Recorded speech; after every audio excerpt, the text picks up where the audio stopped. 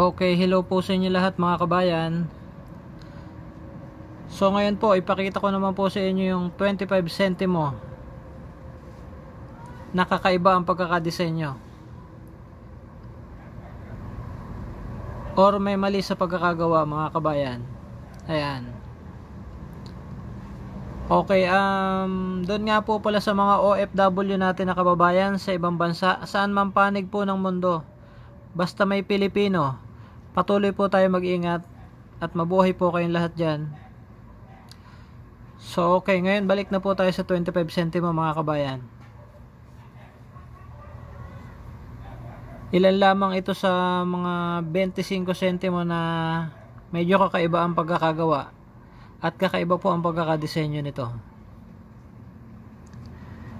Yan, ito po yung kanyang likuran at ito po yung kanyang harapan. Ito po yung isang klase. Ito po yung isang klase ng 25 centimo ng NGC or New Generation Currency. Ayan. Ito po yung medyo maayos ang pagkakagawa. Ayan. So malinaw na malinaw ang Republika ng Pilipinas, ang pagkakaukit ng kanyang pangalan. Ayan. At ang kanyang sinag ng araw ay maayos naman ang pagkakagawa. Even ang tatlong star sa magkabilang sulok ay malinaw na malinaw nating nakikita. Maging ang 25 centimo na numero ay maayos na maayos ang pagkakagawa. Maging ang letra na sentimo sa bandang ibaba ay aninag na aninag natin. Even ang kanyang marka or mint mark kung tawagin ay aninag na aninag natin. Ayan.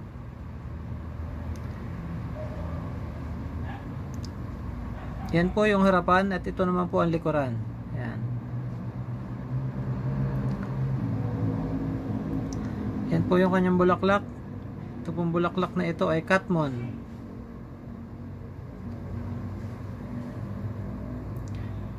Tapos may nakaukit na logo ng Bangko Sentral ng Pilipinas sa kanyang likuran. Yan. Ito po yung normal ang pagkakagawa mga kabayan. Yan. Ganyan po ang kanyang itsura.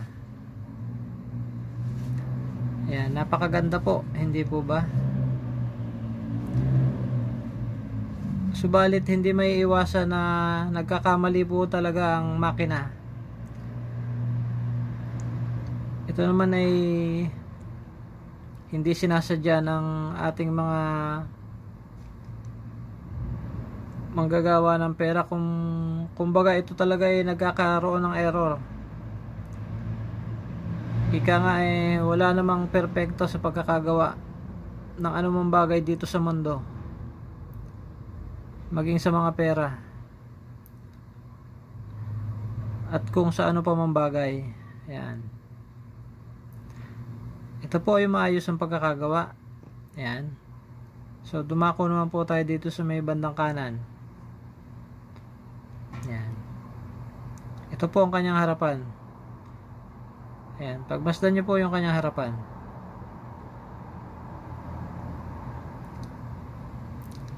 Halos mabura po yung kanyang harapan. Halos hindi po maaninag.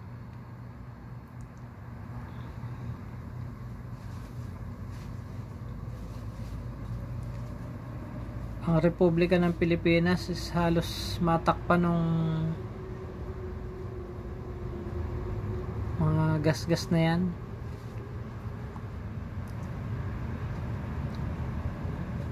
Yan po ay sa makina mga kabayan. Yan po ay error ng makina, kaya ganyan po ang kanya itsura. Ikumpara po natin dito sa isa. Kung inyong mapapansin, malayong malayo yung nasa bandang kanan. Ito po. Napakaayos po ng kanyang pagkakagawa. Yan. Even dito sa nasa bandang kaliwa, na napakalabo at parang may butas-butas pa siya.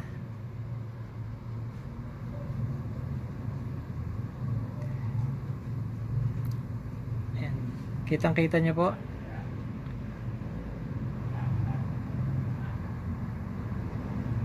Malinaw na malinaw po na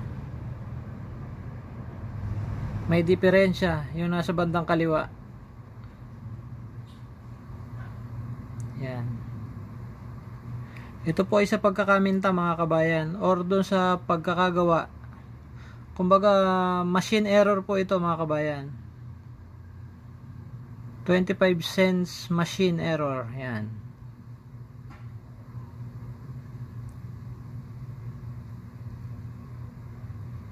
Tingnan po natin yung kabila.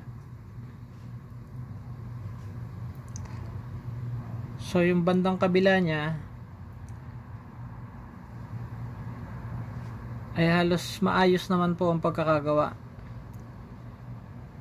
Bagamat medyo malabo lang itong nasa bandang kaliwa at malinaw naman ang nasa bandang kanan,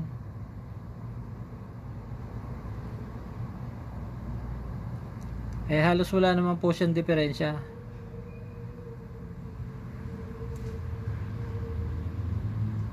Yung bandang harapan lang po talaga ang may diferensya.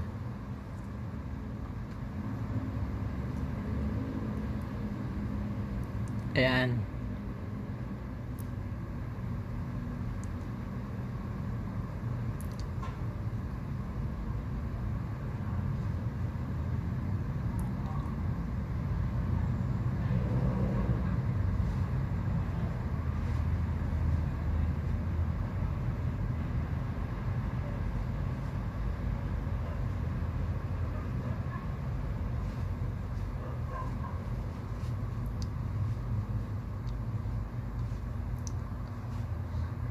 So kitang kita nyo po yung diferensya mga kabayan.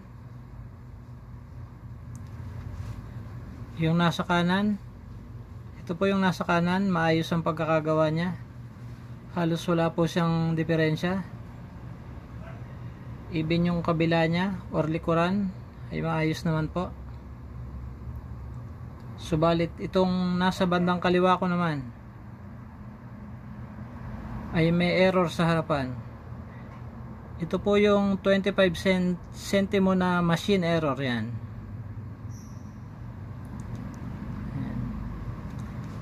Ganyan po yung kanya itsura.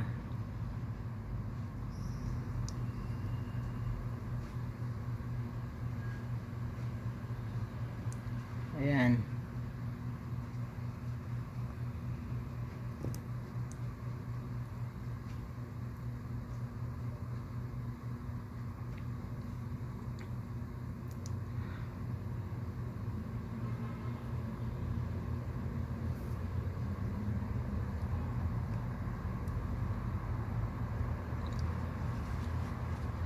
Ang kanyang likuran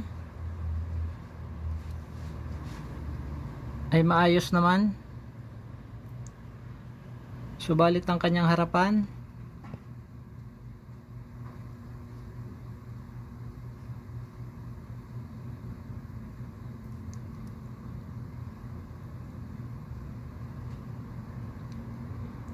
yan, malayong malayo po mga kabayan.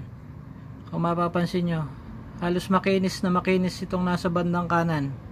Subalit itong nasa bandang kaliwa ay halos matakpan po ang buong harapan.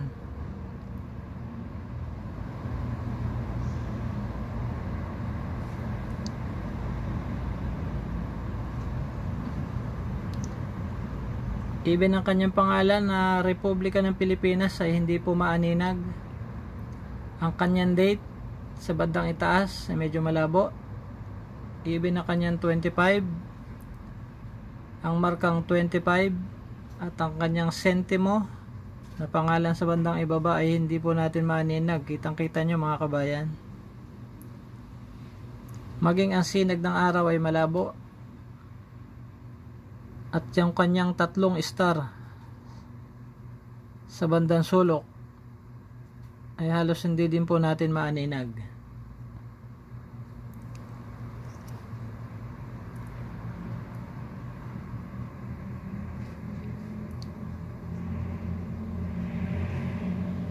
So yan po mga kabayan, yan po ang diferensya ng dalawang 25 centavo na ito.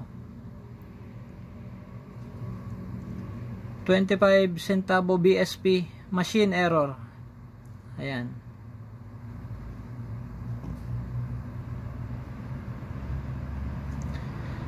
So yun po mga kabayan, at naway nakapagbigay na naman po ako sa inyo ng kaunting idea at kaunting kaalaman sa larangan ng ating mga barya. So muli po, ito po ang Kabayan Pilipino, at maraming salamat po sa inyong panonood.